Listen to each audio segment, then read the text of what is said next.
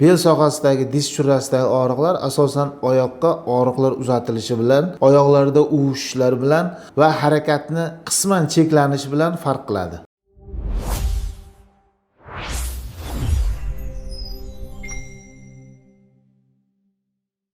Assalomu alaykum YouTube kuzatuvchilari. Men travmatolog ortoped Berdiyev Bunyod. Bugun sizlarga qiziq mavzu bo'lgan bel churrasi haqida to'liq ma'lumot beraman. Bel churrasi hozirgi vaqtda juda keng tarqalgan kasalliklardan biri bo'lib, bu asosan bel sohasidagi ikkita umurtqani o'rtasidagi tog'ay qism disk qavatidan chiqib nervni bosib qo'yadi va natijada bel sohasidagi og'riq oyoqlarga uzatiladi va oyoqda uvishish kuzatiladi, muzlash kuzatiladi va kuchli tortishuvchi og'riqlar beradi.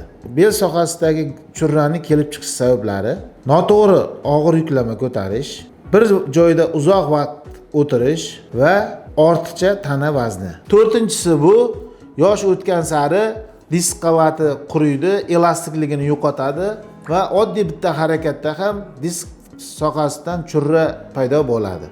Bu grija bel churrasi degani bu bir kunda ichida birdan katta darajaga aylanib qolmaydi, lekin bir soniyada ham 7 mm, 10 mm gacha kuchayib borishi mumkin. Bel churrasining belgilari asosan bel sohasida kuchli og'riq, harakatlanganda og'riqlar kuchayishi, og'riqlar ikkala oyoqqa yoki bir tomonlama, chap tomonlama yoki o'ng tomonlama og'riqlarning uzatilishi va tortishuvchi og'riqlar berishi, oyoqlarda uvishishlar, harakatlarning cheklanishi bilan kechadi.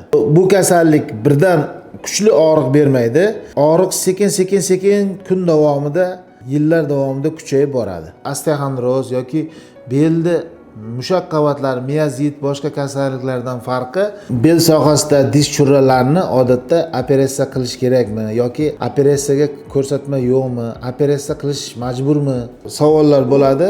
Bel sohasida diz churralarini standart bo'yicha 7 mm dan baland katta bo'lsa, 7 mm va undan katta bo'lsa operatsiyaga to'g'ridan to'g'ri ko'rsatma bo'ladi. Lekin ba'zi bemorlarimiz 10 mm undan ham katta bo'lgan holatda ambulator, ya'ni konservativ lechina davo muolajalarini qilganmiz.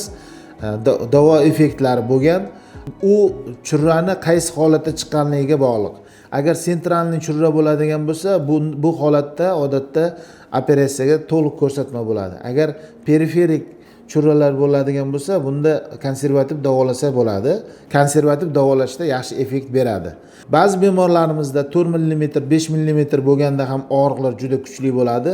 Bu holatda operativ yo'llar bilan davolash kerak bo'ladi. Operativ davoning turlari hozirgi vaqtda bel churralarini endoskopik yo'llar bilan operativ davo yo'llari yo'lga qo'yilgan.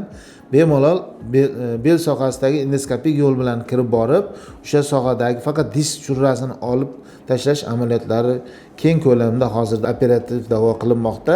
Agar sizda og'riqlar kuchli bo'lmasa, disk churrasi sekvestratsiya bermagan bo'lsa, unda konservativ davolasa bo'ladi bemalol.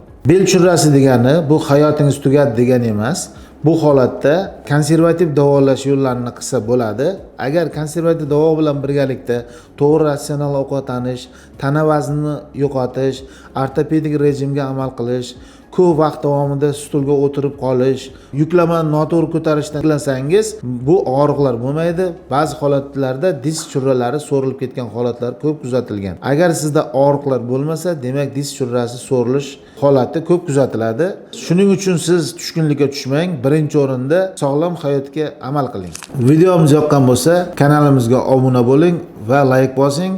Agar savollar bo'lsa, ortopedik va travmatologik holat bo'yicha savollar bo'ladigan bo'lsa, kommentariyaga yozib qoldiring. Men bularga sizga to'liq javob berib o'taman.